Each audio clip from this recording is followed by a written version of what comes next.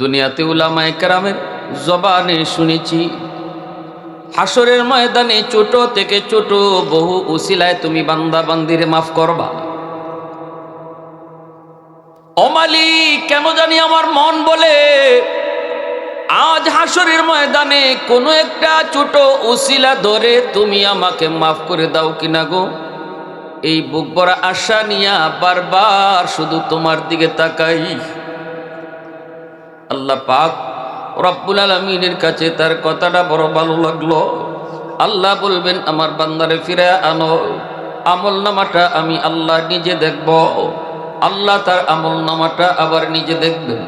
দেখা আল্লাহ বলবেন, বান্দারে এই যে তোর গুনার পাল্লা ভারী, নেকির পাল্লা হালকা, কিন্তু বান্দা আমল নামার ভিতরে আমি দেখতেছি রে, ওই যে একটা মাহফিলে তুমি বসা ছিলা, কেন তুমি সেখানে গিয়েছো?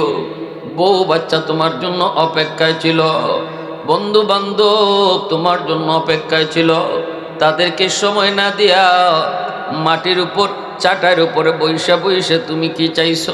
তখনই কইব, মালিক দুনিয়ার কোনো লোভে যাই নাই গো, শুধু গিয়েছিলাম তোমাকে খুশি করার জন্য। আল্লাহ পাক বলবে, বান্দা শুন, আমি আল্লাহর নিজাম হচ্ছে, আমি আল্লাহর আদত হচ্ছে মাফ করে দেওয়া, কিন্তু আমার নিজাম হচ্ছে উসিলা ছাড়া আমি মাফ করি না। ওই দিনে মাহফিলে বসাকে উসিলা বানায়া আমি আল্লাহ আজ হাসরের ময়দানে তোমাকে মাফ করে দিলাম। মুসলমানের আওয়াজে কও না সুবহানাল্লাহ, আর একটু জোরে কও না সুবহানাল্লাহ, আরো আওয়াজ দিয়ে কও আল্লাহু আকবার। হয় নাই যুবক? আল্লাহু আকবার। প্রশংসা করব কার? জোরে বলি কার? ওয়াহদাতি কি হিফাজত নেহি বেকুওতে বাজু, वहदत की हिफाजत नहीं बेकुवत बाजो, आती नहीं कुछ कमी अक्ल खुदा दाद, आती नहीं कुछ कमी अक्ल खुदा दाद।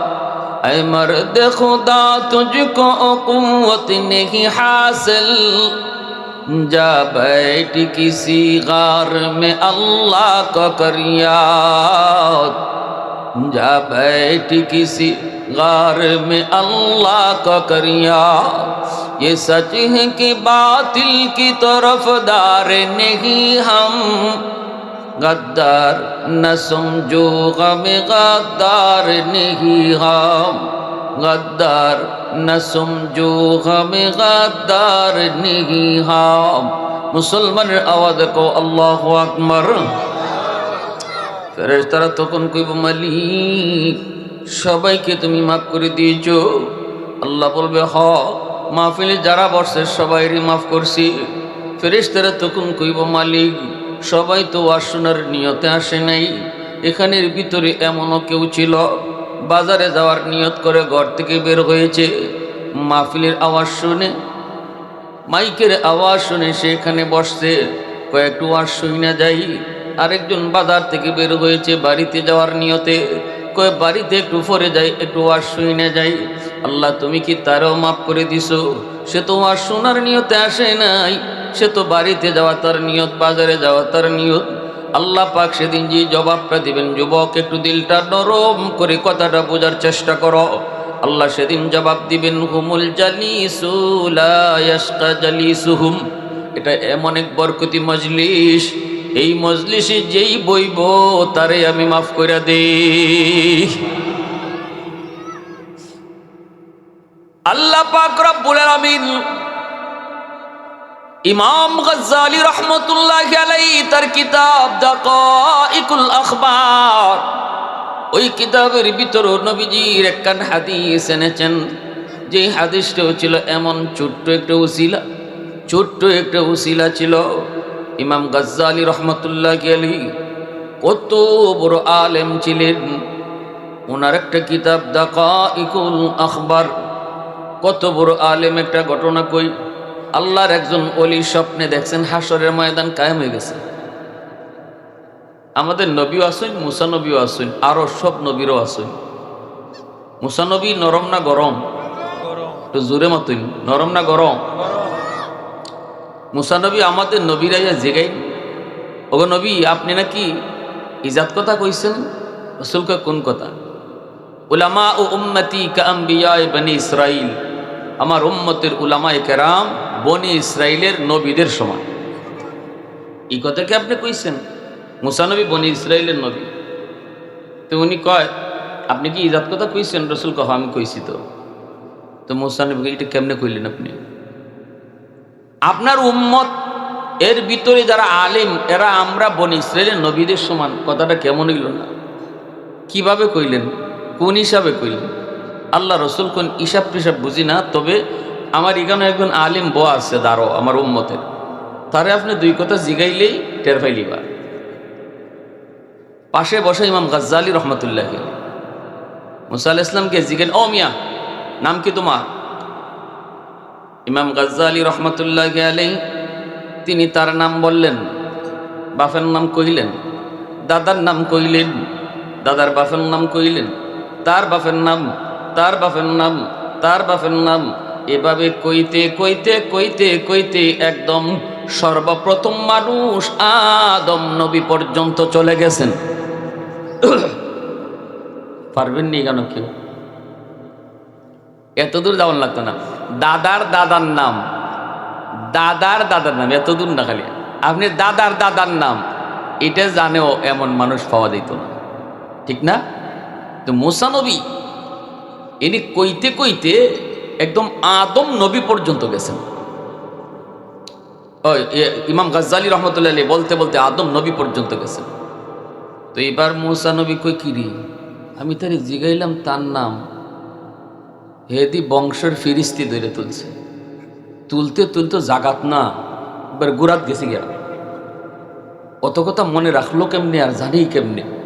মুসা নবী অবাক হয়ে গেছে। এরপরে মুসা নবী একটু দমকে সুরে কইতেছেন, ও মিয়া অত লম্বা জবাব কেন দিলে? আমি তোমারে জিজ্ঞেস করছি নাম কি, বেশি থেকে বেশি বাপের নাম কইবা, নিজের নাম কইয়া। দাদার নাম তো আমি জিগাইছি না, দাদার বাপের নামও তো আমি জিগাই নাই, এত লম্বা কেন জবাব দিছ? মুসা নবী তো গরম। মুসা আলাইহিস সালাম কি জাত গরম? যখন গরম হইতা তখন শরীরের ফসম যেটা আসিল ইতা কাটা যাবে, খারই বা খারই দিত, চুল তকি সিদ্রিয়ে বাইরে দিত। বুঝেন কি জাত গরম নবী। এবার মুসা নবী কই এত লম্বা জবাব কেন দিয়েছ? ইমাম গাজ্জালি রহমতুল্লাহ আলাইহি তখন বলতেছেন, নবী গো এই প্রশ্নের জবাব আমি পরে দিব, আগে আপনি আমার একটা প্রশ্নের জবাব দেন। কয় কোন প্রশ্ন? কয় প্রশ্নটা হলো আল্লাহ আপনাকে জিজ্ঞেস করেছিল ওয়ামা তিলকা বিয়ামিনিকা ইয়া মুসা, ও মুসা তোমার ডান হাতে এটা কি? আপনি জবাবে বলবেন ক্বালা হিয়া আসাই, এটা আমার লাঠি। জবাব শেষ। কিন্তু আপনি জবাব এখানেই শেষ দিলেন না, আপনি জবাব লম্বা করছেন। আতাওয়াক্কাউ আলাইহা ওয়া আহুশু বিহা আলা গনামি ওয়ালিয়া ফিহা মাআরিব উখরা। আপনি কইতেছেন এটা আমার লাঠি, এই লাঠি দিয়ে আমি বর দিয়ে হাঁটি, এই লাঠি দিয়ে গাছের পাতা পারি, এই লাঠি দিয়ে ছাগল চড়াই, আরো কত কিছু। এত লম্বা জবাব তো আল্লাহ জানতে চায় নাই। সুবহানাল্লাহ জোরে কইতেন না? অগণবীজি ওই দিন যদি আপনি কম কথায় জবাব দিতেন, আজ আমিও আপনাকে কম কথায় জবাব দিতাম। আল্লাহ যদ্দূর জানতে চেয়েছে এদ্দূর যদি আপনি জবাব দিতেন, আমিও আজকে আপনি যদ্দূর জানতে চেয়েছেন অদ্দূরই দিতাম। মুসা নবীকে কিরি কার বাটোয়াইয়া পড়লাম? হ্যাঁ, নবী তো এমনি এমনি কর নাই যে আমি যে কেন কইছি আমার উম্মতের উলামায়ে কেরাম নবীদের সমান বনি ইসরাইলের, একটু বুঝে লইবেন, তারে জিগাই লইবেন। এইবার আল্লাহ পাক রব্বুল আলামিনের এই প্রশ্নের জবাব আপনি কেন দিয়েছিলেন একটু কম? তখনই মুসা নবী কয়, মিয়া শোনো, আমি হলাম আল্লাহ পাকের আশিক, আল্লাহ হলেন আমার মাশুক।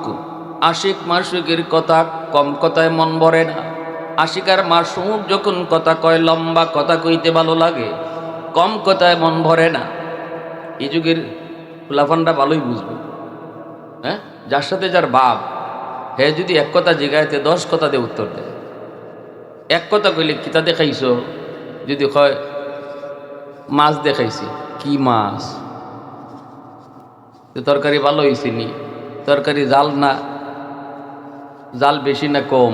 এই যে অহেতুক কথা, এই অহেতুক কথাগুলা কেন কই? যখন একে অপরের সাথে মহব্বত থাকে তখন অহেতুক কথা আর অহেতুক মনে হয় না। এই কথার মধ্যেও একটা আকর্ষণ থাকে, ভালোবাসা থাকে, মায়া থাকে, ঠিক না? ঠিক তেমনি মুসা আলাইহিস সালাম বলতেছেন, আল্লাহ যখন আমারে জিজ্ঞাসেন, মুসা তোমার ডান হাতে এটা কি, তখন আমি যদি খালি এত্তুর কইতাম যে এটা আমার লাঠি, তাইলে তো আল্লাহর সাথে আমার কথা এখানে শেষ হয়ে যায়। কিন্তু আমি তো শেষ করতে চাইনি। আমি তো আল্লাহ পাকের আশিক, আল্লাহ আমার মাশুক। আশিক মাশুকের কথা যত লম্বা হয় ততই ভালো লাগে, ততই মজা লাগে। এজন্য আমি লম্বা জবাব দিয়েছি। সাথে সাথে ইমাম গাজ্জালি রহমতুল্লাহ আলাইহি বলেন, ও আল্লাহর পয়গম্বর, আমিও শুধু শুনেছি মুসা কালিমুল্লাহ, শুধু নাম শুনেছি। জমিনে বৈশা যেই নবী আল্লাহর সাথে 4000 বার কথা বলেছেন, এত বড় পয়গম্বর, কোরআনুল কারীমের বিভিন্ন জায়গায় যার নাম মুসা, এই নবীর নাম শুধু শুনেছি, কোনোদিন দেখি নাই। আজকে নবীর দেখছিও, কথা বলারও সুযোগ পাইছি। অতএব কম কথায় জবাব দিতে আমারও মন ভরে না। আমিও সুবর্ণ সুযোগ মনে করে লম্বা জবাব দিয়েছি। আওয়াজ দিয়ে কোন আল্লাহু আকবার, আরো জোরে কোন আল্লাহু আকবার। সেই ইমাম গাজ্জালি রহমতুল্লাহি আলাইহি তার দাকাইকুল আখবার কিতাবের ভিতরে লিখেন, হাসরের ময়দানে আল্লাহ পাক একজন মানুষকে আল্লাহ মাফ করতে চাইবেন, কিন্তু কোনো উসিলা আল্লাহ পাইতেছেন না। আল্লাহ তাকে নিজেই জিজ্ঞেস করবেন, বান্দা কোনো একটা উসিলা তুই বের কর। সে কোনো উসিলা পায় না।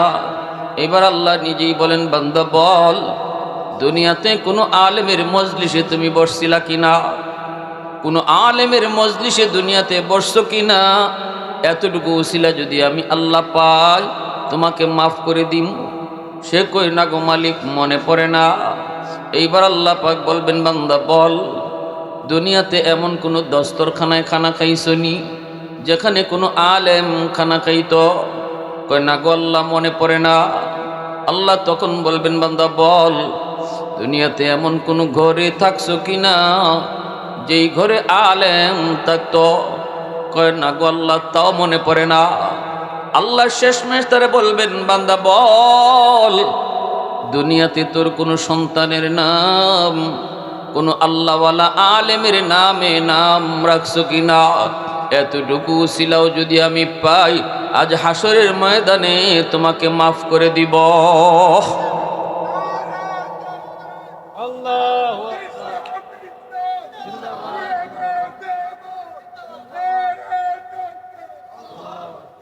সন্তানের নাম, এটাও বাপমার জন্য নাজাতের উসিলা হবে।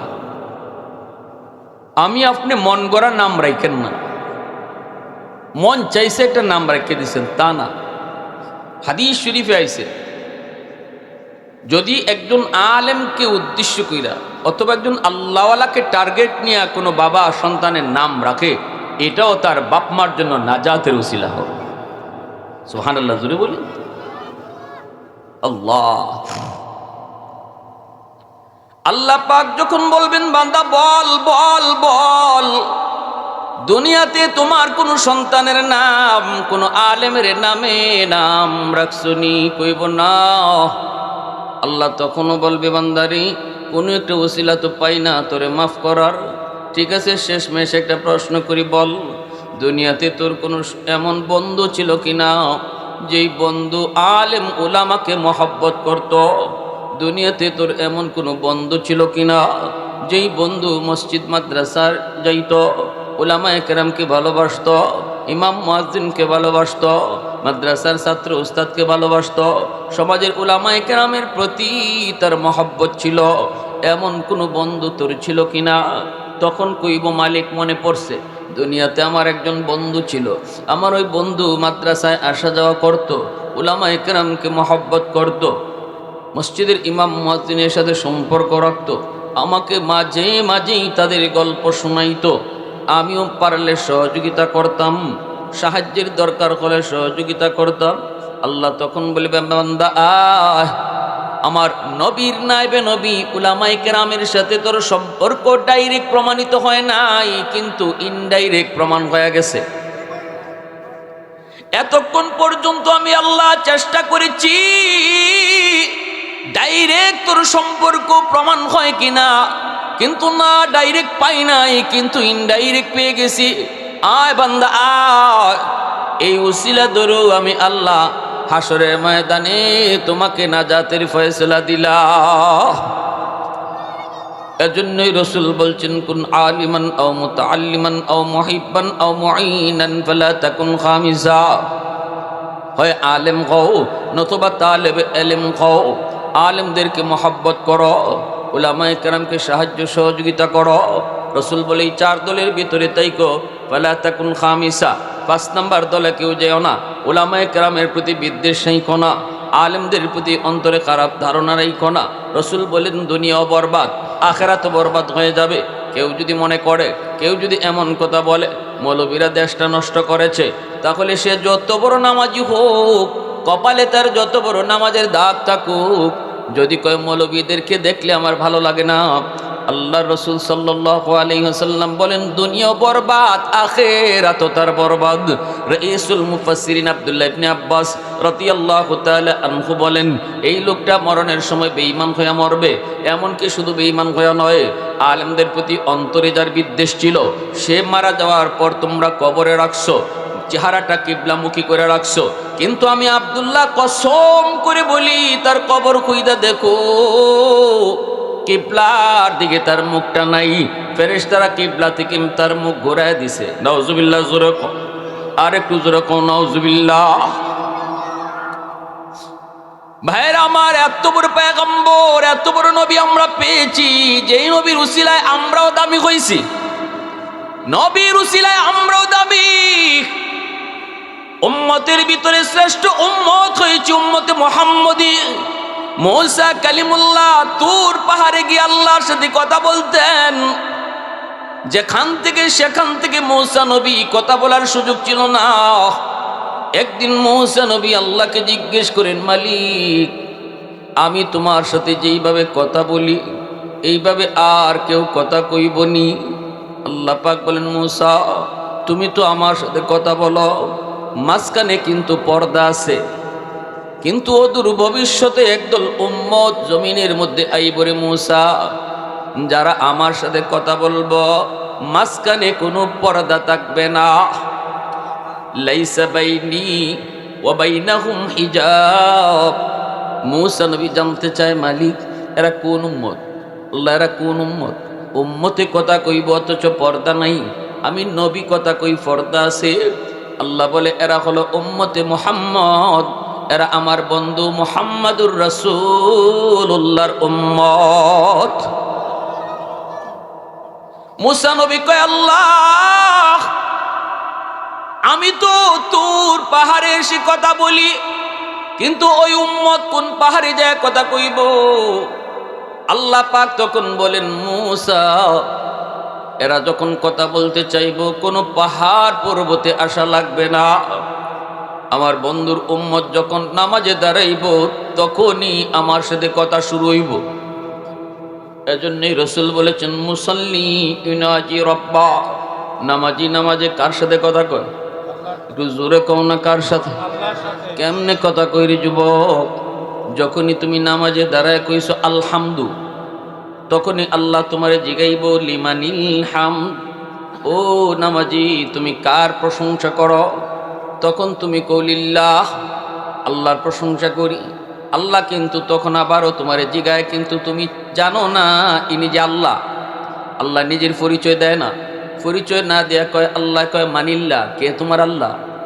নামাজে কয় রব্বিল আলামিন, যিনি রব্বুল আলামিন তিনি আমার আল্লাহ। আল্লাহ তখনও নিজের পরিচয় দেন না। আল্লাহ তখন আবার কয় মানির রব, কে তোমার রব?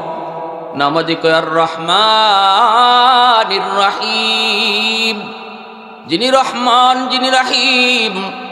আল্লাহ তখনও পরিচয় দেন না।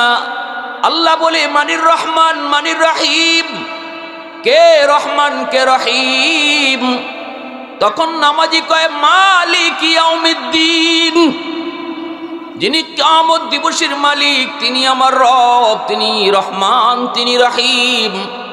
আল্লাহ পাক তখনই তার পরিচয় দিয়া কয় বান্দা, এতক্ষণ তোমারে যার সাথে তুমি কথা কইতেছো, এতক্ষণ পর্যন্ত তুমি না চিন্না যার সাথে কথা কইতেছো, আমি তোমার আল্লাহ, আমি তোমার রব, আমি রহমান। মুসলমানের আওয়াজে কও আল্লাহু আকবার, আরো জোরে কও আল্লাহু আকবার। আলহামদুলিমান কদ্দারা খাইরান ওয়া কাবালা, আলহামদুলিমান কদ্দারা খাইরান ওয়া কাবালা, ওয়া শুকরু লিমান সাওয়ারা হুসনাও ওয়া জামালা। ফরদুন সামাদুন আন সিফাতিন খালকি বারিউন, রব্বুন আযালিয়্যুন খালাকাল খালকা কামালা।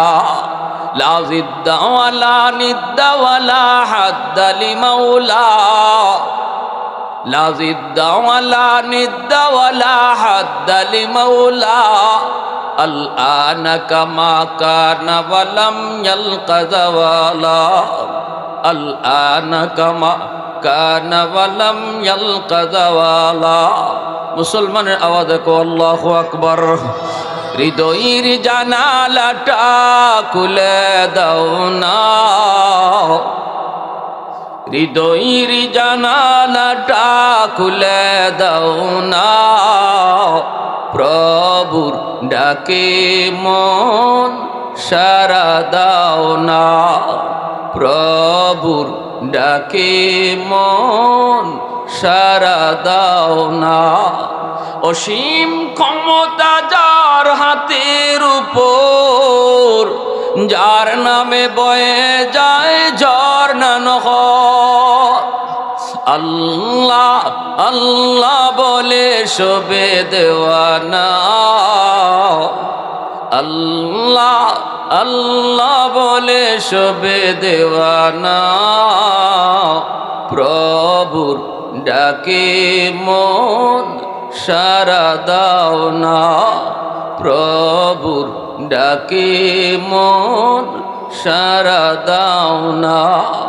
হৃদয়ের জানালাটা খুলে দাও না, প্রভুর ডাকে মন সারা দাও না। মুসলমানের আওয়াজে কও আল্লাহু আকবার। যখনই নামাজে আল্লাহর পরিচয় নামাজে পেয়ে যায়, তখনই আল্লাহরে সম্বোধন করে তুমি কইয়া, আল্লাহ তুমি আমার লগে অতক্ষণ কথা কইছো? আল্লাহ কহ আমি ওই। তখনই নামাজি কয় ইয়্যাকা না'বুদু ওয়া ইয়্যাকা নাস্তাঈন। জানোনি গো মালিক? আল্লাহ কি কয়, আমি তোমারই ইবাদত করি, তোমারই কাছে সাহায্য চাই।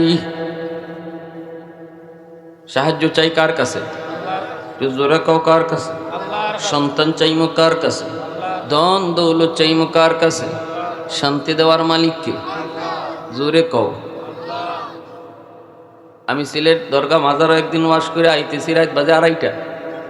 ঢুকছি, ডুইকে দিকে একটা গাড়ি নামছে, কুমিল্লা থেকে একটা গাড়ি আইছে, নারী পুরুষ নামছে। একজন মহিলা দরগার ঢুকিয়া ওয়ালের সাথে নিজের ফ্যাট কষাইতেছে। তো আমি একজন পুরুষই জিগাইলাম কি করে? কয় বাচ্চা নেয়। মাতে না বারা নাউজুবিল্লাহ, কোন ফোন লাগে জানো না? বাচ্চা দেওয়ার মালিক কে? আরো জোরে কয়। দরগাওয়ালা বাচ্চা দিতে পারে? হ্যাঁ, দরগার যদি কেউ যায় বাচ্চা চায়, ইমান লই আইব না থুই আইব? ভালো করে বুঝছে। সন্তান দেওয়ার মালিক একমাত্র কে? ওই যে ফরিদপুর আটরশি গরু লইয়া যায়, কেনে যাও? ধনী হওয়া যায়। আটরশির হিসাবে কি ধনী বানায়? ধনী বানায় কে? যে মানুষটা ধনী হওয়ার নিয়তে বাবার দরবারে গেল, খাজার দরবারে গেল, হে ইমান লই আইলো না গরুর সাথে রেখে আইলো? গরুও দিয়ে আইছে, ইমানও দিয়ে আইছে। কষ্ট হইতেছে আপনাদের? এজন্য নামাজি কিন্তু আপনি এই কথা কন নাই। নামাজে আপনি আল্লাহরে কেছেন, আল্লাহ আমি যা চাইমো সব তোমার কাছেই চাইমো, আল্লাহ আমি যা চাই সব তোমার কাছেই চাই। কিন্তু কামটা করছেন কি? গরুর সাথে ইমানও দিয়ে আইছেন, আর মাজারও গিয়া ফেট গোসাইয়া বাচ্চা লইয়া ইমান দিয়ে আইছেন। নামাজি পরিষ্কার আল্লাহ রেখ, আল্লাহ এতক্ষণ তুমি আমার সাথে মারছো? আল্লাহ কহ আমি ওই। তখনই আল্লাহ তাহলে শুনো, এতক্ষণ খালি তিনি তিনি করছে, তিনি আমার রব, তিনি আমার আল্লাহ, তিনি রহমান, তিনি রহিম, থার্ড পার্সনে। যখনই আল্লাহ কয় আমি ওই, তখনই সেকেন্ড পার্সনে চলে আসছে। সে বলছে ইয়্যাকা না'বুদু ওয়া ইয়্যাকা নাস্তাঈন, মালিক তুমি ওই। তাহলে শোনো, আমি তোমারই ইবাদত করি, তোমারই কাছে চাই। সুবহানাল্লাহ, জোরে বলো। এইবার আল্লাহ পাক খুশি হয়ে বলতেছেন, বান্দা কি চাইবি তুই চা, যা চাইবি তা পাইবি। আল্লাহ খুশি হয়ে বলতেছেন, কি চাইবি তুই চা, যা চাইবি তাই পাবি। তখনই নামাজে আল্লাহর কাছে কোন জিনিসটা চায়, কোন জিনিসটা চায় সে কিন্তু চিন্তা করে দেখছে। সবচেয়ে বড় চাওয়াটা চাইব, কয় না মালিক আমাকে সিলেট শহরে উপশহরে একটা বাড়ি দিলাও। কয় না আল্লাহ আমার পুত্রে লন্ডন পাঠাই দিলাও। ই কথা কয় না আল্লাহ আমার একটা 5 তলা বাড়ি দেও, 10 কাঠা জমি দেও। ই কথা কয় না। বাচ্চা হয় না তো কয় না আল্লাহ আমার একটা সন্তান দাও। ই কথা কয় না। বরং নামাজি তার জীবনের সবচেয়ে বড় চাওয়া, এই চাওয়াটি আল্লাহর কাছে চায়। আল্লাহর কাছে কয় ইহদিনাস সিরাতাল মুস্তাকিম, আল্লাহ তুমি আমাকে জান্নাতে যাওয়ার রাস্তা দেখাই দাও। একজন মানুষের জীবনের সবচেয়ে বড় পাওয়া, সবচেয়ে বড় পাওয়া হলো যদি সে জান্নাতের রাস্তা পেয়ে যায়। ঠিক কিনা জোরে কও? জান্নাতের রাস্তা পেয়ে যাওয়া তার জীবনের সবচেয়ে বড় পাওয়া। এজন্য মূসা নবী তিনি বলতেছিলেন, মালিক আমি তো তোমার সাথে কথা বলি তোর পাহাড়ে আইসা, কিন্তু ওই নবীর উম্মতে মুহাম্মদ কেমনে কথা কইব, কোন পাহাড়ে গিয়া কথা কইব, আমি তো যেখান থেকে সেখান থেকে পারি না। আল্লাহ বলতেছে, মূসা তোমার জন্য কথা বলার জায়গা শুধু একটা, তোর পাহাড়, কিন্তু আমার বন্ধুর উম্মতের জন্য কথা বলার জায়গা তামাম দুনিয়া। ঘরের ভিতরে নামাজে দাঁড়াবে, সেখানেই কথা শুরু হবে। দোকানের মধ্যে নামাজে দাঁড়াবে, আমার বন্ধুর উম্মতের সাথে আমি আল্লাহর কথা শুরু হয়ে যাবে। হাওরে গেছে, হাওরে কাম করে, সেখানে জমির আইলে নামাজে দাঁড়াইছে, কথা শুরু হয়ে গেছে। জঙ্গলে আছে, নামাজে দাঁড়াইছে, কথা শুরু হয়ে গেছে। বিমানে আছে, নামাজে দাঁড়াইছে, আমি আল্লাহর সাথে কথা শুরু হয়ে গেছে। সুবহানাল্লাহ। এত দামি বানাইছেন আল্লাহ, এত দামি উম্মত হইলাম নবীর খাতিরে, ঠিক কিনা? এত দামি উম্মত হয়েছি নবীর খাতিরে। এজন্যই আল্লাহ পাক রব্বুল আলামিন বলে, উম্মতের দল শোনো, তোমাদেরকে আমি আল্লাহ যত নিয়ামত দিয়েছি, সকল নিয়ামতের ভিতরে সবচেয়ে বড় নিয়ামত হলো আমার রসুলকে আমি তোমাদের মাঝে পাঠাইছি। নবীকে আমরা যে পাইছি এটাই হলো সবচেয়ে বড় নিয়ামত। হাত পাওয়া সবচেয়ে বড় নিয়ামত নয়, চোখ পাওয়াটাও সবচেয়ে বড় নিয়ামত নয়। আল্লাহ পাক আমাদেরকে জীবিত রাখছে, এটাও আল্লাহ কয় বড় নিয়ামত নয়। কিন্তু এর চেয়েও বড় নিয়ামত হলো তোমরা তোমাদের মাঝে আমার রাসূলকে পাইছো। সুবহানাল্লাহ, জোরে কও না, আরো জোরে সুবহানাল্লাহ। কারণ কি রে যুবক? তাহলে মন দিয়ে শুনো, এই হাত তুমি কোন কাজে ব্যয় করবা, এই চোখ তুমি কোন কাজে ব্যয় করবা। রসুলকে তুমি যদি না পাইতা তাহলে এটা জানতেই না। হাত তোমার জাহান্নামে চলে যেত, চোখ ভুল পথে লাগানোর কারণে জাহান্নামে চলে যেত। পায়ের ব্যবহার তুমি জানছো রসুলের দ্বারা, জবানের ব্যবহার শিখছো রসুলের দ্বারা, দেমাগের ব্যবহার শিখছো নবীর দ্বারা। এজন্য আল্লাহ কয় সুস্থ দুটা চোখ বড় নিয়ামত নয়, কারণ এই চোখটা যদি রসুল না পাইতায় তাহলে ভুল জায়গায় ব্যবহার করতায়, জাহান্নামে যাইতো। আর রসুলকে পাওয়ার কারণে জায়গা তুমি চিনছো, এই চোখ তুমি জান্নাতে যাওয়ার সুযোগ পাইছো। সুবহানাল্লাহ। দুনিয়াতে একজন মানুষ তখনই সফল যখন সে মরার পরে জান্নাত পায়।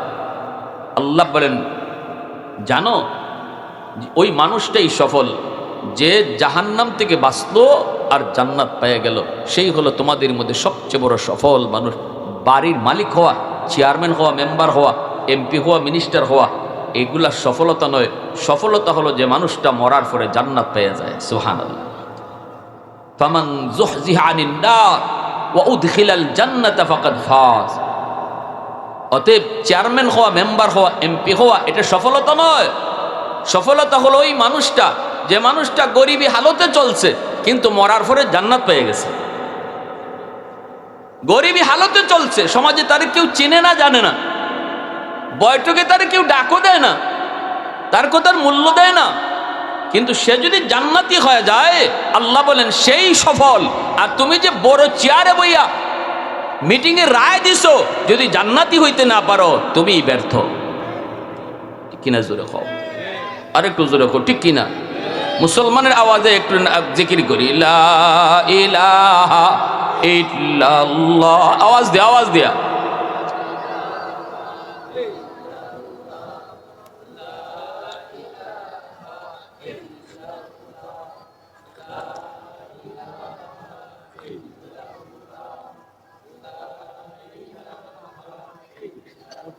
মহব্বতে লা ইলাহা ইল্লাল্লাহ।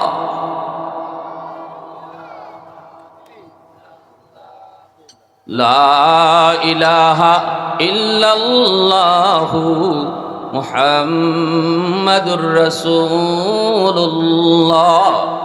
জোরে সুরে বলি সাল্লাল্লাহু আলাইহি ওয়াসাল্লাম।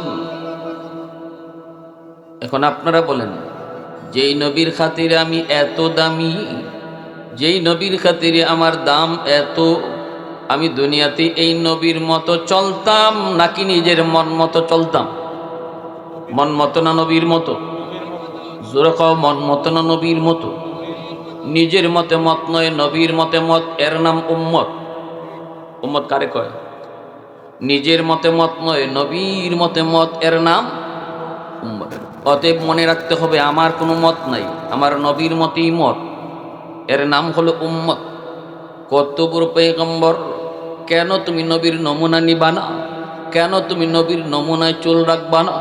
কেন তুমি নবীর নমুনায় পোশাক পরবা না? কেন তুমি নবীর নমুনায় ব্যবসা করবা না? কারণ তোমার জীবনের এমন কোনো সেক্টর নেই রে যুবক, যেই সেক্টরে নবীর নমুনা তোমার কাছে নাই। ব্যবসায়ী হলে ব্যবসায় নবীর নমুনা আসেনি না নাই? বাবা হলে বাবার মধ্যে নবীর আদর্শ আসেনি না নাই? সন্তান যদি হও, সন্তানের ভিতরে নবীর আদর্শ রয়ে গেছে। এজন্য শুনো, নবীর জন্মের 1000 বছর আগে আল বেদায়া ওয়ান নেহায়া কিতাবের ভিতরে লিখে, ইয়ামেনের একজন বাদশাহ ছিল। এই বাদশার নাম ছিল তুব্বাই আউয়াল হিমিয়ারি। অনেক দাপটওয়ালা একজন বাদশাহ। 400 জন তাওরাত কিতাবের আলেম তার উপদেষ্টা ছিল। উলামায়ে কেরামকে পাশে রাখত, উলামায়ে কেরামের পরামর্শে চলতো। এক জমানা ছিল তো এমন, রাজা বাদশারা আলেমদের পরামর্শেই দেশ চালাইতো। যতদিন পর্যন্ত রাজা বাদশারা উলামায়ে কেরামের পরামর্শ নিয়ে দেশ চালাইতো, ততদিন পর্যন্ত শাসকরা ঠিক ছিল। যেদিন থেকে আলেমদেরকে প্রতিপক্ষ আর মনে করে, সেদিন থেকেই রাজা বাদশারা ভুল পথে চলে। ঠিক না? উলামায়ে কেরামকে যতদিন কাছে রাখবে নিরাপদ থাকবে, উলামায়ে কেরামকে দূরে সরাইয়া দিবে বিপদে পড়বে।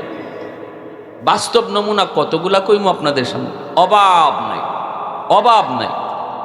ওই বাদশাহ তুব্বাই আউয়াল হিমিয়ারি, সে তাওরাত কিতাবে আলেমদের কাছ থেকে শুনছে আখিরি জমানার নবীর জন্ম হবে মক্কায়। নবীর জন্মের 1000 বছর আগে নবীর জন্ম হবে মক্কায়। তো এই কথা শোনার পর বাদশাহ বলতেছে, আমি মক্কা নগরী দেখব, আমাকে তোমরা নিয়ে চলো। নির্ধারিত বাহিনী লইয়া 400 জন তাওরাতের আলেম লইয়া ওই বাদশাহ সে রওনা দিয়ে দিল মক্কা দেখার জন্য। ঘাটে ঘাটে তাকে সংবর্ধনা দেওয়া হলো, ফুলের মালা পরানো হলো। মক্কার কাছাকাছি আসা মাত্র মক্কার কোনো মানুষ তার সম্মানে বের হলো না। বাদশার মাইন্ডে লাগলো। বাদশাহ বলতেছে, আমারে জায়গায় জায়গায় সবাই সংবর্ধনা দিল, সুস্বাগতম জানাইল, কিন্তু মক্কার মানুষ আমার সম্মানে কেউ বের হইল না, কারণটা কি? তখনই 400 জন আলেম ওই বাদশাকে জবাব দিয়া কয়, বাদশাহ জাহাপনা, এই মক্কার মানুষ কারো সম্মানে বের হয় না, কারণ হলো মক্কায় আল্লাহর ঘর খানায় কাবা, এই খানায় কাবার চেয়ে সম্মানী তাদের কাছে আর কিছু নাই। খানায় কাবাকে পিছন দিয়া কারো সম্মানে মক্কা থেকে বের হয় না। আল্লাহর ঘর খানায় কাবার ইজ্জত নষ্ট হবে, এজন্য ওরা মক্কা থেকে বের হয় না। এই কথাটা বলা মাত্রই তুব্বাই আউয়াল হিমিয়ারি কয়, তাহলে আমি ওই ঘর, যেই ঘর আমার সম্মানের বাধা হইছে, এই খানায় কাবা আমি রাখবো না, ধ্বংস করে ফেলবো। নাউজুবিল্লাহ, জোরে কও। আল্লাহর ঘর কেউ ধ্বংস করে ফেলবো আর আল্লাহ চায়ে চায়ে দেখবো? আপনার ঘর কেউ ধ্বংস করতে আইব আর আপনি বইয়ে বইয়ে দেখবেন? কি কন? এটা অস্তিত্বের লড়াই। আমারে মারছে মারুক, কিন্তু মারতে মারতে যদি গড়াই হয়, আইয়া গড় ভাঙ্গা শুরু করে, তখন একজন মানুষ মনে করে যে এখন আর দুনিয়ায় থাকা মরা সমান। ঠিক না নি? যে এখন আর দুনিয়ার থেকে লাভ নাই। হ্যাঁ, যখন আমার গড় ভাঙ্গা শুরু করে লিছে, এখন মরি আর বাসি মাইরে মরতাম। তা আল্লাহর ঘর খানায় কাবা, এখানায় কাবা কেউ ভাঙবো আর আল্লাহ চেয়ে চেয়ে দেখবো? আল্লাহ সব সহ্য করে, কিন্তু এগুলা সহ্য করে না। এটা আল্লাহ সহ্য করে না। বাদশাহ গেছে, উলামায়ে কেরাম নিষেধ করেছে, আপনি সব জায়গায় হাত দিয়েন না, সব জায়গায় হাত দিয়েন না, আগুন নিয়ে খেললেন না। এটা আল্লাহর ঘর খানায় কাবা, এখানে আপনি ঘর ভাঙ্গার নিয়তে হাত দিবেন, আল্লাহ আপনার হাতটা ফেরত দিত? জোরে কও, ফেরত দিত না। এরপরও সে মানছে না, আল্লাহর ঘর খানায় কাবায় হাত দিয়ে দিছে। সাথে সাথে আল্লাহর অ্যাকশন শুরু, না শুরু না? আল্লাহর অ্যাকশন শুরু। পিছন দিক দিয়ে উপর হইয়া পড়ছে, কে যেন তারে বিশাল আকারে ধাক্কা দিছে। কারেন্টের শর্ট যেবা লাগে, কারেন্টের শর্ট খাইলে পিছনে পড়ে না, কারেন্টের শর্টের মতো পিছনে পড়ছে। নাক, মুখ, কানের ছিদ্র, পায়খানার ছিদ্র, বডির যত ছিদ্র আছিল, এই ছিদ্র দিয়ে ফিনকি দিয়ে রক্ত বেরিতে শুরু হয়েছে। আল বেদায়া ওয়ান নেহায়া কিতাবের ভিতরে, ইসলামের ইতিহাসের সর্বোচ্চ ইতিহাস গ্রন্থ, এই কিতাবের ভিতরে তিনি লিখছেন রসুলের জন্মের 1000 বছর আগের একটা সত্য ঘটনা। একটু মন দিয়ে শোনেন ঘটনাটা। আমার আপনার নবী কত বড় পয়গম্বর ছিলেন, আমরা কত বড় ধন্য উম্মত, আমরা বুঝি না। আজকে আমাদের দিকে চাইলে পরে বোঝা যায় না আমরা নবীর উম্মত। আজকে আমাদের আখলাক দেখলে, ব্যবহার দেখলে, চরিত্র দেখলে বোঝা যায় না। আমরা আজকে ইউরোপীয়দের কালচার নিয়ে ব্যস্ত, আমেরিকান কালচারে ব্যস্ত। আমরা কোন ফুটবলে কিভাবে চুল রাখে, কোন খেলোয়াড়ে কিভাবে দাড়ি রাখে, এটা নিয়ে ব্যস্ত। ঠিক না নি? বোঝা যায়, বোঝা যায় নবীর উম্মত। কাটিং দেখলে বোঝা যায় এ মেসির উম্মত, কাটিং দেখলে বোঝা যায় নেইমারের উম্মত। কইটা কোন কাটিং রে? Neymar cutting. নাউজুবিল্লাহ, জোরে কও না। তুমি কাটিং নিতে আসলে মদিনাওয়ালার, কইতে আসলে এটা সোনার মদিনার সোনার নবীর কাটিং, ঠিক কি না? তাইলে ছিল তোমার জন্য এটা বাহাদুরির বিষয়। যে নবীর উম্মত হওয়ার জন্য মুসা নবী আফসোস করছে, আল্লাহ আমি নবী হইয়া তোমার সাথে কথা কই, মাঝখানে পর্দা লাগতো না আমার নবুয়তি। যে উম্মতে কথা কয় মাঝখানে পর্দা থাকে না, আমার ওই উম্মত বানাই দিলাও। আল্লাহ কই তো না, তুমি আগে আইছো, এই উম্মত আরো পরে আইব। জোরে কও সুবহানাল্লাহ। তুমি আগে আইছো, যে এত বড় নবী নিজে উম্মত হইতেছে, আমার আপনার মতো উম্মত হতে চাইছেন, আর আমি সেই উম্মত হওয়ার পরে আজকে আমার চাল চলন আখলাক। আমি এমন নেতার পিছনে ঘুরি যেই নেতা ইউরোপীয় কালচারে দেশ সাজাইতে চায়, কিন্তু যারা আমার মদিনা ওয়ালা, মদিনার নবীর মতো দেশ চালাইতে চায়, তাদের পিছনে ঘুরি না তো, তাদেরকে সময় দেই না তো। আল্লাহ রসুল সাল্লাল্লাহু আলাইহি ওয়াসাল্লামের জন্মের দেশ মক্কা নগরী বাদশাহ দেখতে চাইলো, খানায় কাবা হাত দিল, পিছন দিক দিয়ে পড়ে গেল, নাক মুখ দিয়ে রক্ত বাইরিতে শুরু হইলো। এইবার বাদশারা কইছিলাম নি, আলেমরা কইছিলাম নি আপনারে হাত দিয়েন না, সব জায়গায় হাত দেওয়া যায় না। এখন কি হয়েছে? এখন তো দম যায় যায়। আমার বাইরা বন্ধুরা, যুবক, এই কথা শোনা মাত্রই বাদশাহ তখন তওবার নিয়তে বলতেছে, ও উলামায়ে কেরাম, তওবা করলাম, জীবনে আর কোনোদিন এমন দুঃসাহস দেখাবো না গো, ভুল করেছি, দয়া করে আমার তওবাটা তোমরা করায় নাও। উলামায়ে কেরাম তখন বলতেছে, তওবা করার জন্য তুমি দাঁড়াও, আল্লাহ পাক তওবা করে তওবাকে কবুল করে, যত বড় অন্যায় করুক না কেন, যত বড় অপরাধ করুক না কেন, কারণ আল্লাহর নাম হলো গাফির, আল্লাহর নাম হলো গাফুর, আল্লাহর নাম হলো গাফফার। বড় বড় অপরাধ কেউ যে আল্লাহ মাফ করে, সেই আল্লাহর একটা সিফাতির নাম হলো গাফফার। গাফফার নামের উসিলায় আল্লাহ বড় বড় গুনাহ মাফ করে। অতএব আপনি আল্লাহর ঘরখানায় কাবা হাত দেন, তওবার নিয়তে হাত দেন, চোখের পানি ধরে কাঁদেন গো, চোখের পানি জরা জরা আপনি কাঁদেন। ওলামায়ে কেরাম তারে উঠাইছেন, এই রক্ত নিয়ে এসে আল্লাহর ঘর খানায় কাবা হাত লাগায় দিল। আজও আমি দেখেছি মক্কা মদিনায় বহু বাপ মা আল্লাহর ঘরে হাত লাগায় যখন কান্দে, তখন নিজের বাচ্চাটারও আল্লাহর ঘরে হাত লাগায় সুপারিশ করে, বাবায় কান্দার মালিক, ওই যে দেখো তোমার কুদরতি পা ধরে ফেলছি, আমার শিশু মাসুম বাচ্চাটাও আমিন আমিন কইতেছে। আল্লাহর ঘরখানায় কাবায় হাত লাগায় যদি কেউ তওবা করে নেয় রে যুবক, সাথে সাথে আল্লাহ তওবা কবুল করে নেয়। উলামায়ে কেরামের কথা, বাদশাহ আল্লাহর ঘরখানায় কাবা হাত লাগাইলো, সাথে সাথে আল্লাহ পাক তার তওবাকে কবুল করে রক্ত পড়া আল্লাহ বন্ধ করে দিলেন। তওবা কিন্তু কবুল হয়ে গেছে। মুহূর্তের ভিতরে বাদশাহ টের পেয়ে গেল। এইবার বাদশাহ কয়, আমি বুঝি নাই গো, এই ঘর যে এত দামি, এই ঘর যে এত দামি, ঠিক আছে আমি এই ঘরের কিছু খেদমত করব, আল্লাহর ঘরের কিছু খেদমত করব। সর্বপ্রথম আমার নবীর জন্মের 1000 বছর আগে ওই বাদশাহ খানায় কাবার গিলাফ লাগায়া দিল। আল্লাহু আকবার, জোরে কও। এখনো আল্লাহর ঘর খানায় কাবায় গিলাফ আসেনি না নাই? এই গিলাফ শুরু হয়েছে নবীর জন্মের 1000 বছর আগ থেকে। কে সর্বপ্রথম গিলাফ লাগাইলো? আল বেদায়া ওয়ান নিহায়া কিতাবের ভিতরে এসেছে। সেই বাদশাহ হলো ইয়ামেনের বাদশাহ, যার নাম ছিল তুব্বায়ে আউয়াল হিময়ারি। লিখেছেন ইতিহাসকে আল বেদায়া ওয়ান নিহায়া কিতাবের ভিতরে। আল্লাহর গলের গিলাফ লাগানো শেষ। এইবার বাদশাহ কইতেছে, চলো আমাকে মদিনা শহর দেখাও, কোথায় নবী হিজরত করবেন। ওই মদিনা, যেই মদিনার নাম আমি তাওরাত কিতাবে শুনেছি, যেই মদিনাতে আখির নবী তিনি শুয়ে থাকবেন, ওই মদিনা নগরীটা আমাকে একবার দেখাও।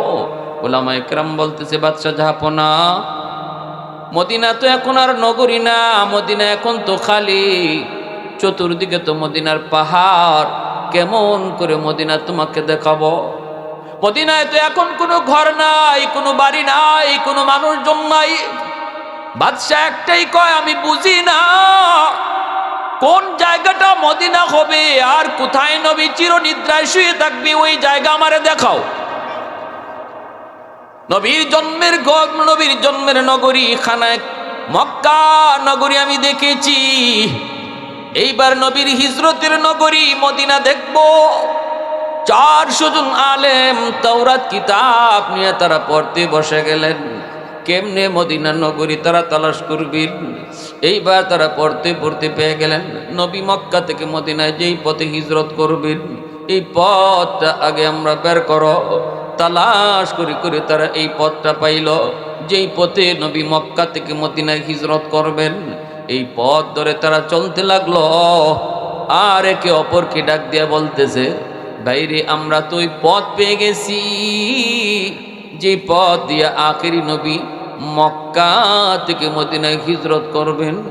তোমার আমার নবীর শুধু জীবনী নয় রে যুবক, নবীজি যেই পথ দিয়ে তিনি হিজরত করবেন, ওই পথটা কেমন হবে, এই রাস্তাটা কেমন হবে, এর বিবরণটাও আল্লাহ পাক আগের আসমানি কিতাবের ভিতরে উল্লেখ করছে।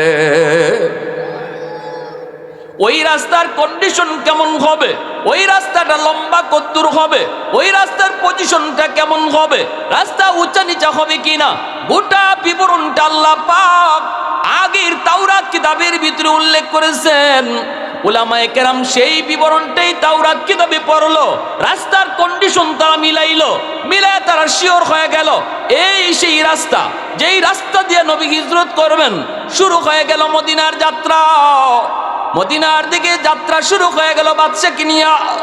যাইতে যাইতে যাইতে যাইতে ওই মদিনা নগরী যেই জায়গায় হবে গো, ওই জায়গায় তারা পৌঁছে তারা সিদ্ধান্ত নিল, একে অপরকে ডাক দিয়া বলতেছে উলামায়ে কেরামরা, ভাইরে একটু খেয়াল করে দেখো তো এই জায়গার আবহাওয়াটা কেমন জানি লাগে।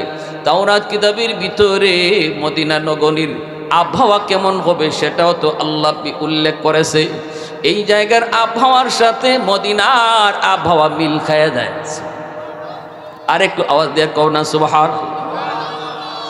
এই জায়গার আবহাওয়ার সাথে মদিনার আবহাওয়া মিল খায়া যায়, ফিট হয়ে যায়।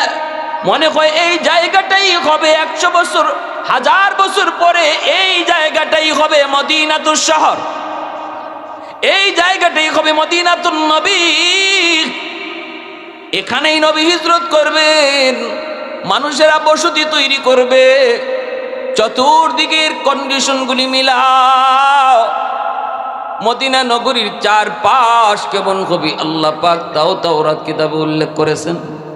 এইবার তারা চতুর্দিকটা তালাশ করে করে শিওর হয়ে গেল মদিনা নগরীর কন্ডিশন। আল্লাহ বলেছেন মদিনার চতুর্দিকে হবে পাহাড়, শুধু একটা জায়গা থাকবে সমতল, যেখান দিয়ে মদিনা ঢুকা যায়। সুবহানাল্লাহ। ভাইরা বন্ধুরা, ওই জায়গাটা পেয়ে তারা বাদশাকে জানিয়ে দিলেন, বাদশাহ যাব না, আমরা মদিনা কোন জায়গাটা মদিনা হবে এই জায়গার সন্ধানও পেয়ে গেছি। বাদশাহ কই কোন জায়গা, কই এই জায়গা। এমনি বাদশাহ কয় আমি ধন্য। আল্লাহু আকবার। এই জায়গাটা আমি চতুর্দিকে হাঁটবো, যেখানে আমার মৃত্যুর 1000 পরে রহমতের নবী হিজরত করে এখানে আসবেন গো। দাওয়াতের কাজে যখন মক্কার মানুষেরা তাকে সাপোর্ট দিবে না, মদিনার মানুষ তাকে সমর্থন করবে, তখন তিনি মদিনায় হিজরত করবেন, এখানে আসবেন। এই জায়গা দিয়ে নবী হাঁটবেন, ওই যেখানে রসুলের পা পড়বে এখানেও আমি একটু পা দিয়ে হাঁটতে চাই। উলামায়ে কেরাম কয়ে বাদশা যাব না, আমরা যেই মদিনার সন্ধান পেয়েছি এই মদিনা ছেড়ে আমরা আর ইয়ামেন যাব না। 400 জন আলেম কই আমরা মদিনা ছেড়ে আর ইয়ামেন যাব না, আমাদের জন্য 400টা ঘর বানায়া দেন, এখানে আমরা জীবন কাটাবো, এখানেই যেন আমাদের কবর হয়। দু জাহানের বাদশা যখন মদিনার এই রাস্তা দিয়ে হাঁটবে, নবীর পায়ের নিচের ধুলাবালি যেন আমাদের কবরে পড়ে,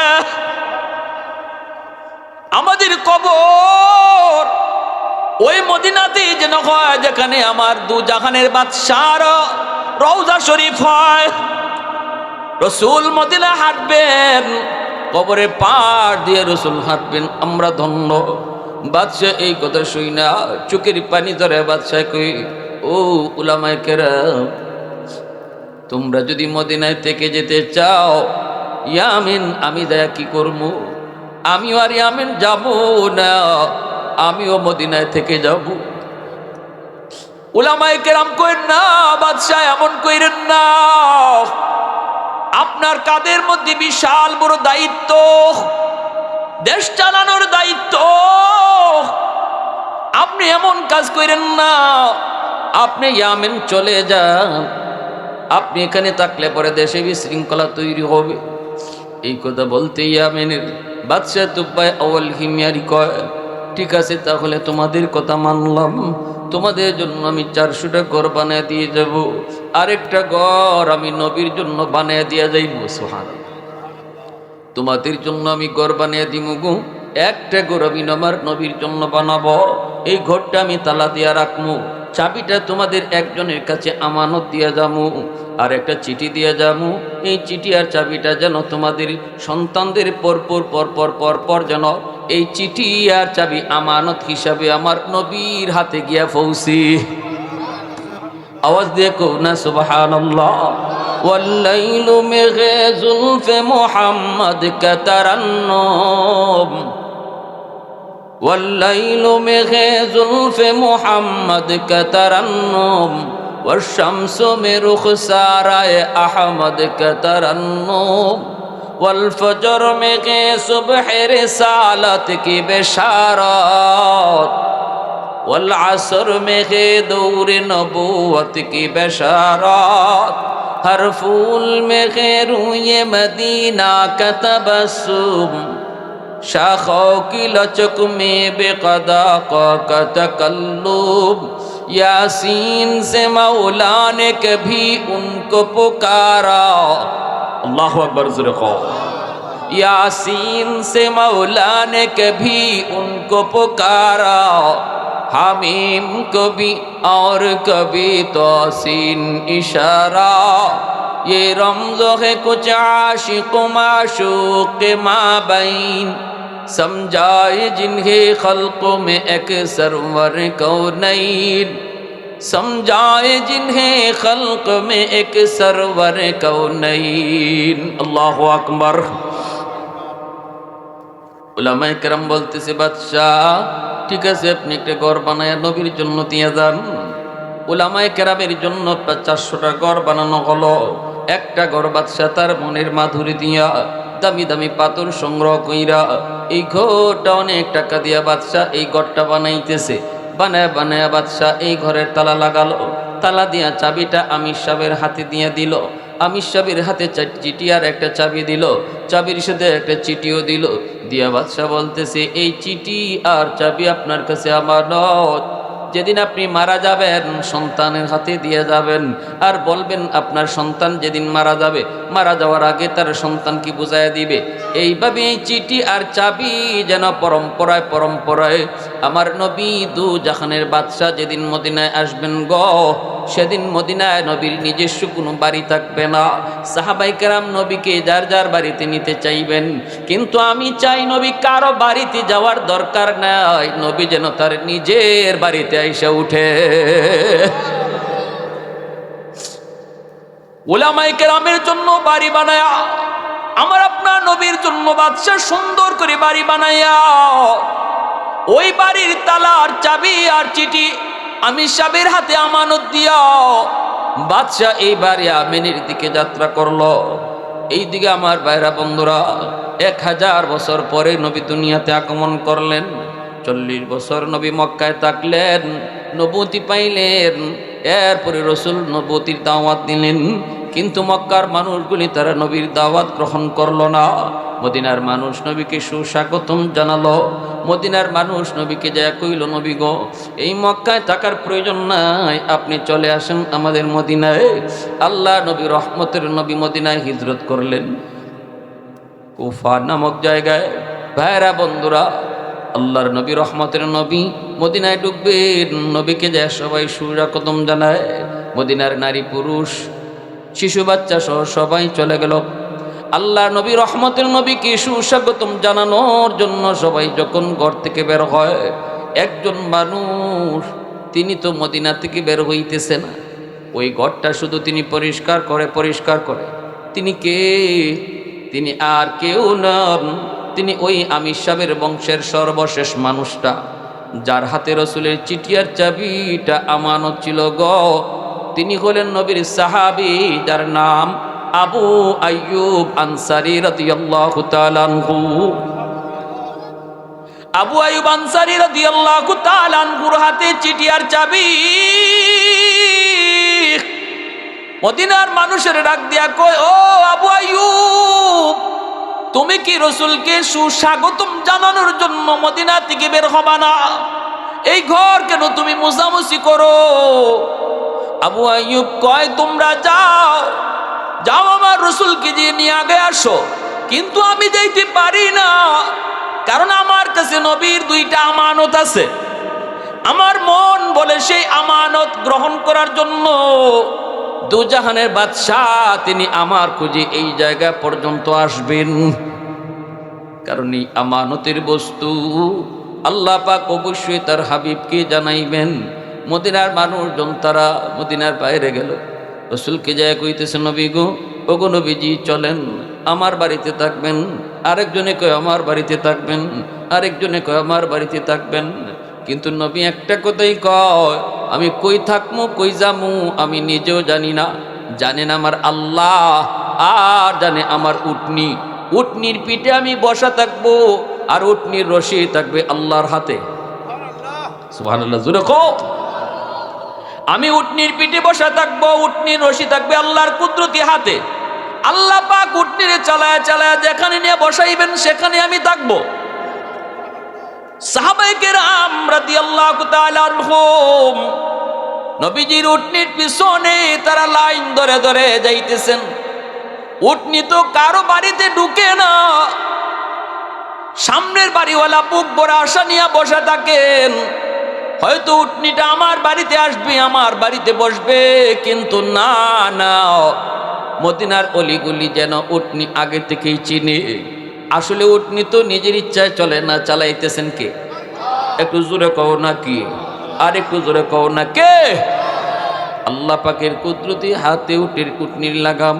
উটনিটা চলতেছে চলতেছে, মদিনার রাস্তাগুলি যেন আগে থেকেই চিনে, কেউ তারে চিনায় দিতেছে না, সে নিজেই হাঁটতেছে অলি গলি হাইটা হাইটা। মসজিদে নববীর পাশেই আবু আইয়ুব আনসারীর বাড়ি। সেখানে আমার রসুলের জন্য যেই বাড়িটা নবীর জন্মের 1000 বছর আগে ইয়ামেনের বাদশাহ বানিয়ে গেছিল গো, ওই বাড়ির সামনে যায়া উটনি আমার আপনার নবীকে নিয়ে বসে গেল।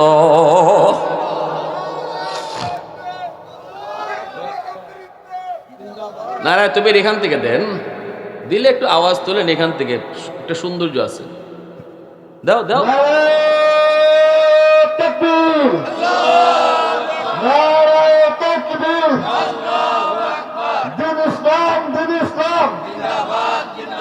নাসিরউদ্দিন আনসারী সাহেব নারায়ে তাকবীর।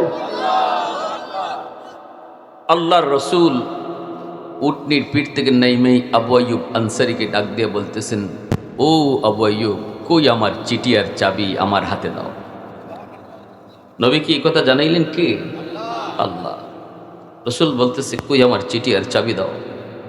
সাহাবায়ে কেরামের চোখ দিয়ে পানি পড়তেছে। রসুল বলে, সাহাবীরা জানো না, আমার জন্মের 1000 বছর আগে ইয়ামেনের বাদশাহ মদিনা সফরে আইসা আমার জন্য ঘর বানিয়ে দিয়ে গেছে।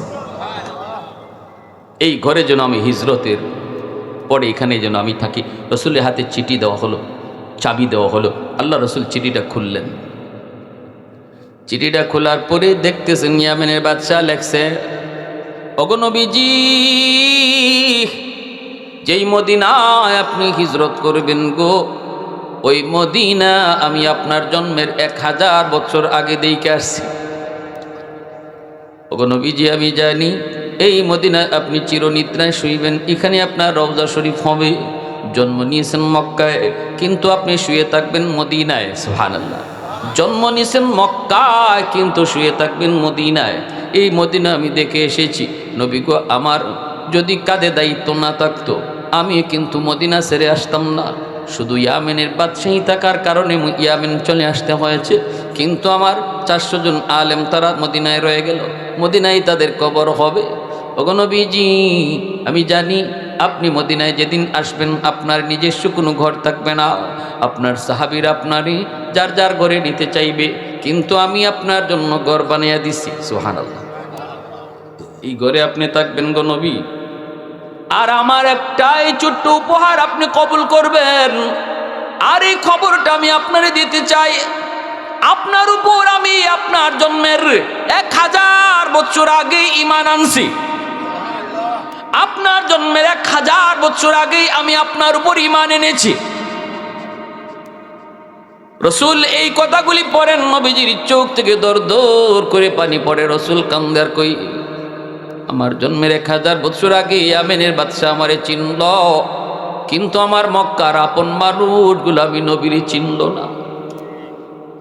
আপন মানুষগুলি আমারে রক্তাক্ত করে মক্কা থেকে বের করে দিল। এজন্য আমার ভাইরা বলতেছিলাম, আল্লাহ পাক কয় জানোনি, তোমাদের মধ্যে আমি আমার রসুলকে পাঠাইছি, এটাই হলো তোমাদের কাছে আমার পাঠানোর সবচেয়ে বড় নিয়ামত। অতএব নবীজির এই নিয়ামতের শুকরিয়া আদায় দরকার আছে নি না? কেমনে? মন গড়া চইলা না নবীর মতে চইলা? মন গড়া চইলা না নবীর মতে চইলা? নামাজ সাইরা না নামাজ পইরা? রোজা সাইরা না রোজা রাইখা? সুদের ব্যবসা কইরা? নবীর মতো চলবো সুদের ব্যবসা কইরা? বেফরদায়? কি জবাব দিব আমরা, কি জবাব দিব? যে নবীর খাদিরে এত বড় উম্মত আল্লাহ বানাইলো, এত দামি বানাইলো, কিন্তু আমি আমার মন গড়া মতো চলতেছি। মনে রাখবা, ব্যক্তি জীবন থেকে নিয়ে রাষ্ট্রীয় জীবন পর্যন্ত প্রতিটা সেক্টরে আমার নবীর অনুসরণ করা লাগবে, ঠিক না? তবেই আমরা উম্মত। সর্বক্ষেত্রে নবীর আদর্শ মাইনা চলবো। আল্লাহ পাক আমাদেরকে তৌফিক দান করুন। সবাই বলি আমিন, আরো জোরে বলি আমিন। ওয়া আখির দাওয়ানা আনিল হামদুলিল্লাহি রাব্বিল আলামিন।